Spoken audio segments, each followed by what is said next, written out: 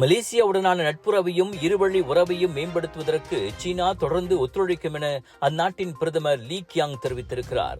இரு நாடுகளின் எதிர்காலம் மேலும் சிறப்பாக இருப்பதற்கும் இருவழி தொடர்புகள் நன்மையை கொண்டு வருவதற்கும் மலேசிய சீன நட்புறவு மிக முக்கியம் என அவர் சுட்டிக்காட்டியதோடு இவ்வட்டாரத்திற்கு மலேசிய சீன நட்புறவு சிறந்த முன்னுதாரணம் என்றும் வர்ணித்தார். மலேசியா மற்றும் சீனாவுக்கும் இடையிலான அரசு தந்திர உறவு தொடங்கப்பட்டு 50ஆம் ஆண்டு நிறைவு அடைந்ததை குறிக்கும் வகையில் கோலாலம்பூரில் நடைபெற்ற இரவு விருந்து நிகழ்ச்சியில் கலந்து கொண்டு உரையாற்றிய போது சீன பிரதமர் லீ கியாங் இதனை தெரிவித்தார்.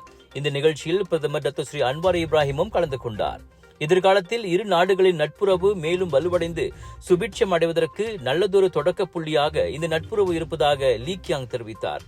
கடந்த காலம், தற்போது மற்றும் எதிர்காலத்திலும் மலேசிய சீன நட்புறவு இரு நாடுகளுக்கிடையே தொடர்பில் முக்கிய அம்சமாக விளங்கும் என்பதோடு அடுத்த தலைமுறையும் இந்த நட்புறவை தொடர்வார்கள் என அவர் கூறினார்.